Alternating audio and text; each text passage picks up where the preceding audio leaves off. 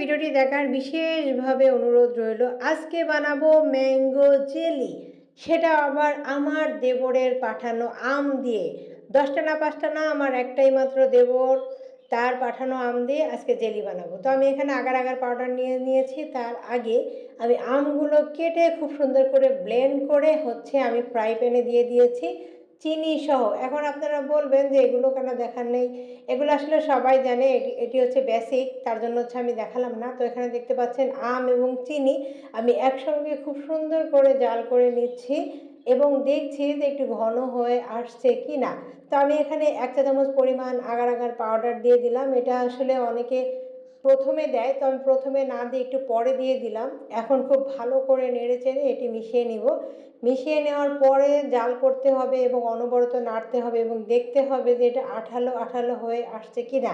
বারবার এটি টেস্ট করার একটা পদ্ধতি আছে, সেটা হচ্ছে আপনি আম একটু খুন্তির উপরে নিবেন, নেওয়ার পরে খুন্তিটা কাত করবেন, দেখবেন যে পড়ছে কিনা। যদি না পড়ে তাহলে বুঝবেন যে হয়ে গেছে। আমি কালারিংয়ের জন্য একটু ফুড কালার দিয়ে নিয়েছি। এটা অরেঞ্জ ফুড কালার ছিল।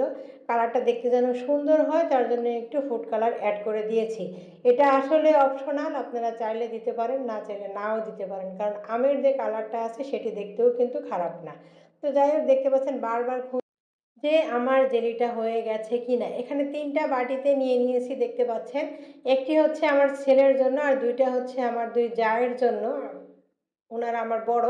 তো তাদের জন্য একটু একটু করে বাটিতে রেখেছি টেস্ট করার জন্য আসলে কেমন হয়েছে।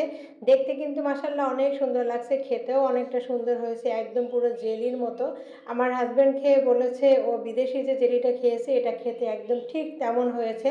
আসলে আমি চিন্তা করেছি আমার ছেলেকে আমি এখন সবসময়ের জন্য ঘরের তৈরি খাবারই খাওয়াবো, কারণ বাইরের যে সকল খাবারের খবর দেখি সে দেখার পরে আমার আর বাইরের খাবারের উপর কোনো ইচ্ছাই নেই আমার বাচ্চাকে খাওয়ানোর। বিশেষ করে বাচ্চাকে তো খাওয়াবোই না।